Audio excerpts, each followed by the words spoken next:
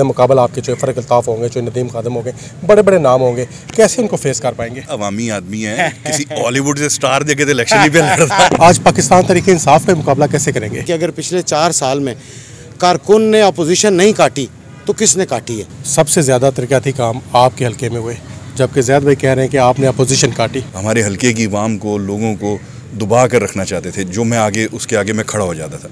वो पोजीशन तो मैंने 3-3.5 साल फेस की। हर इब्तदा से पहले, हर इंतहा के बाद ज़ाते नबी बुलंद है, ज़ाते खुदा के बाद। दुनिया में इख्तराम के काबिल हैं जितने लोग, मैं सबको मानता हूँ मगर मुस्तफ़ा के बाद। नाजरीन, मैं हूँ मिर्ज़ा कफ़ील बे कैफ़ी और आज मेरे साथ उम्मीदवार बराए कौमी असम्बली चौधरी ज़ाहिद अख्तर और साबिक़ मेंबर सूबाई असम्बली राजा यावर कमाल मौजूद हैं। चौधरी ज़ाहिद साहब की तरफ चलते हैं। चौधरी साहब, आप इस्तेकाम पाकिस्तान पार्टी में जा रहे हैं या राजा यावर कमाल आपके साथ दे रहे हैं? हम जी जेलम की पार्टी में आ रहे हैं और जेलम की तरफ से ही हमेशा जो है वो हमेशा हमने रिप्रेजेंटेशन किया है। जेलम की आवाम को सबसे पहले हम नुमाइंदे जेलम के हैं। ये मैं समझता हूँ कि इस वक्त जो आपको सामने फ़ैसला करना है वो अच्छे लोगों को लेके आना है। जेलम के वो लोग जो दर्द रखते हैं जेलम का, उनको सामने लेके आना है। हमने कोई पार्टी ज्वाइन कोई नहीं की। मैं तो आज़ाद उम्मीदवार पहले था और अभी भी हूँ, 2013 में भी था और 2023 में भी हूँ। 2013 में भी मेरे भाई राजा यावर कमाल आज़ाद उम्मीदवार थे और 2023 में भी आज़ाद उम्मीदवारी। हमने कहा क्यों ना हम 13 वाली रवायत 10 साल बाद फिर दोहराएं और दोनों भाई आज़ाद ही इकट्ठे आएँ। और इंशाल्लाह जिस तरह राजा यावर कमाल साहब ने लोगों को के साथ रह के ये साबित किया कि एक अवामी आदमी जो है उसकी ज़रूरत है इस जेलम को। वो आदमी जो लोगों के मसाइल समझता है, जो लोगों के बीच में उठना बैठना जानता है, जो लोगों को दिलों से लगाना जानता है, जो उनके घरों के मसाइल, जो अपने इलाके का काम, अपने हल्के का काम दिलजोई से कर सकता है, उसकी ज़रूरत है इस हल्के को, इस जेलम को।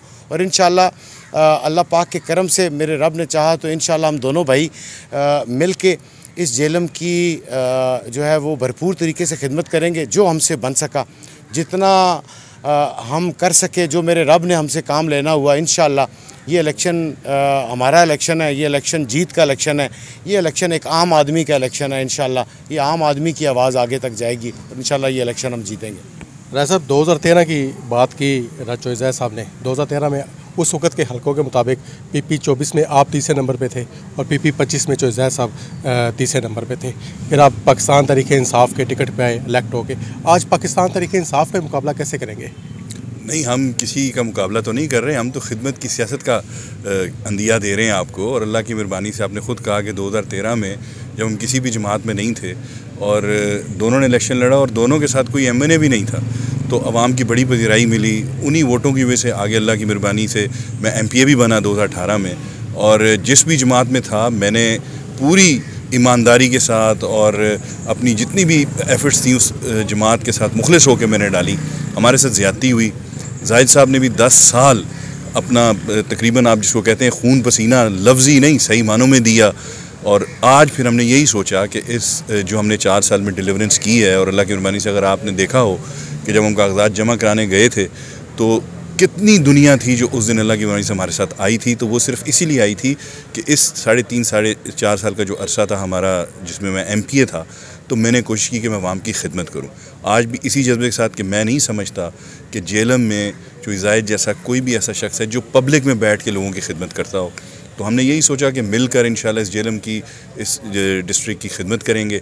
अल्लाह ताला अपने हबीब के सदक़े में कामयाब भी करेगा, लोगों की दुआएं भी हैं।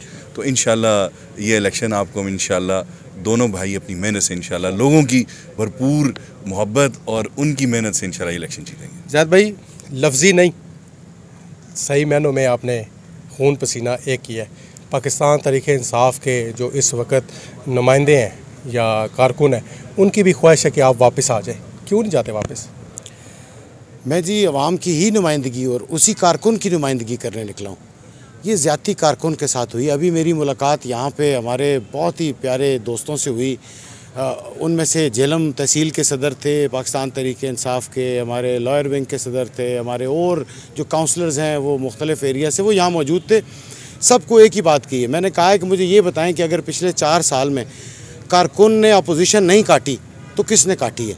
अगर ये मेरे भाई हमारे साबिक़ MPA जो उस दौर में अपोजिशन काटते रहे हैं, जो उस दौर में यहाँ पे एडमिनिस्ट्रेशन के साथ मुकाबला करते रहे हैं अपने अंदरूनी मुखालफिन का, तो मेरा ख्याल है कि जो हमें रिप्रेजेंटेटिव मिले थे वो ठीक नहीं मिले थे।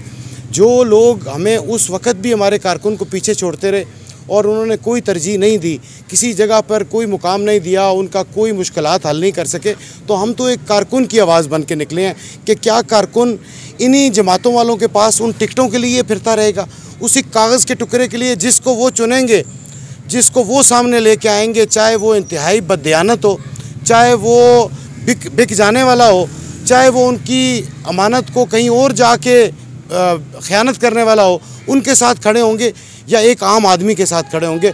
आवाज़ किसी जमात की नहीं है, आवाज़ आम आदमी की है, आवाज़ जेलम की है। अगर जेलम को कामयाब बनाना है, आपने जेलम में कोई डेवलपमेंट करनी है, जेलम के मसाइल को हल करना है, तो एक आम आदमी को चुनना होगा, एक जेलम के सपूत को लेके आना होगा, एक जेलम के ऐसी सोच को लेके आना होगा। ये कोई एक आम आदमी के एक शख्स नहीं है, ये हर वो शख्स है जो जेलम का दुख रखता है, ये हर वो शख्स है जिसके अंदर जेलम को बेहतर करने का दर्द है। तो मैं समझता हूँ कि कोई भी ऐसा जेलम का शख्स नहीं है जो अपने इलाके को बेहतर ना करना चाहता हूँ। जाबर भाई, मेरी अंदाजे के मुताबिक सबसे ज़्यादा तरक्याती काम आपके हल्के में हुए, जबकि ज़ैद भाई कह रहे हैं कि आपने अपोजिशन काटी, और जिसने वोट की अमानत में ख़यानत की उनके साथ आपकी बड़ी अंडरस्टैंडिंग थी। आइंदा अंडरस्टैंडिंग दोबारा हो सकती है? नहीं, किसने वोट में ख़यानत की? ज़फ़र अल्ताफ़ साहब। देखिए, ये जो आपकी पॉलिटिक्स है पाकिस्तान की, स्पेशली ये है गेम ऑफ पॉसिबिलिटीज़। उन्होंने अपना फ़ैसला किया और उस वक़्त के हालात जो थे, ये तो इसमें तो कोई शक नहीं कि मुझे जो है डेवलपमेंट फ़ंड्स उस वक़्त के चीफ़ मिनिस्टर ने बहुत ज़्यादा मेरे पे अल्लाह ताला की तरफ से मेहरबानी हुई कि डेवलपमेंट फ़ंड्स तो बहुत ज़्यादा मिले। जो आप अपोजिशन की बात कर रहे हैं, देखें, मैं अव्वल व आखिर पब्लिक की सियासत करता था, मैं अवाम की सियासत करता था, और वहाँ हमें अपोजिशन मिलती थी क्योंकि हम चाहते थे कि लोगों के साथ कुछ ज़्यादती ना हो, मेरिट पे उनके काम हो, और हम उस लिए ही गए थे असम्बली में। तो यहाँ अनफॉर्चुनेटली उस वक्त के जो कुछ साहिबान थे इक़्तिदार में, जो काबीना में भी थे, वो रुकावट थे। उनकी सियासत का ये था कि वो हमारे हल्के की अवाम को, लोगों को दबा कर रखना चाहते थे, जो मैं आगे उसके आगे मैं खड़ा हो जाता था। वो पोजीशन तो मैंने 3-3.5 साल फेस की, लेकिन अल्लाह की मेहरबानी से कि मैं एडमिनिस्ट्रेटिवली अपने बंदों के साथ मैंने कोई ज़्यादती नहीं होने दी और ना आगे भी ज़्यादती होने दूँगा। बाकी जो साबका MNA थे, मेरा उनका बड़ा इज़्ज़त एहतराम का रिश्ता रहा। हमने इकट्ठे इलेक्शन लड़ा और इलेक्शन के बाद भी हमारी जो पॉलिटिकल अंडरस्टैंडिंग थी उस वक़्त, वो बड़ी ठीक थी। उनका अपना फ़ैसला था। तो ऐसी इमारत में ख़यानत वाली बात तो मेरे हिसाब से, मेरे हवाले से नहीं बनती। इमारत में ख़यानत वाली बात इनके हिसाब से नहीं बनती। आज आपके मद्दे मुकाबला आप NA-60 में अगर हों तो मद्दे मुकाबला आपके जो फ़रक अल्ताफ़ होंगे, जो नदीम खादम होंगे, बड़े बड़े नाम होंगे, कैसे उनको फेस कर पाएंगे? फेस तो आवाम ने करना है। मैंने तो जाके आवाम से सवाल पूछना है सिंपल, कि अगर आप समझते हैं कि हम आपकी अच्छी रिप्रेजेंटेशन कर सकते हैं तो आप हमें वोट करें। डेमोक्रेसी इसका नाम है। वो जाके अपना कारगुजारी रखेंगे, हम अपना जाके मुद्दा बयान करेंगे। फ़ैसला आवाम का है, फ़ैसला आवाम ने करना है कि क्या वो उनके सही रिप्रेजेंटेटिव हैं या क्या उनको कोई ऐसा आम आदमी चाहिए, कोई आम शख्स जो उनकी प्रॉब्लम्स को जानने वाला चाहिए। उन्होंने तो देख लिया कि एक ऐसे धड़े वाले आदमी ने आपको क्या हिस्सा दिया, तो आप क्या समझते हैं? आपने कहा फेस कैसे करेंगे? अवामी आदमी है, किसी हॉलीवुड से स्टार देके तो इलेक्शन ही पे लड़ता है। अवाम दा इलेक्शन पे लड़ते हैं। आपका टिकट जो फोक शहबाज को दिया गया था, आज जो फोक शहबाज दोबारा PTI के प्लेटफॉर्म से आपके सामने आ सकते हैं?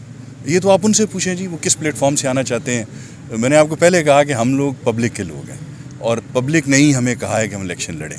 कोई इंशाल्लाह किसी प्लेटफॉर्म से भी आ जाए, हमें कोई गर्ज। जब आप जो है वो दंगल करने के लिए मैदान में उतरते हैं ना, तो आप अगला पहलवान नहीं देखते कौन है, फिर तुम ये देखते हो तुम्हारी तैयारी कितनी है। हमारी इनकी तैयारी है जी, अगला पहलवान ये देखेंगे। आइंदा किसी नए मौजू के साथ हाजिर होंगे। अल्लाह हाफिज़।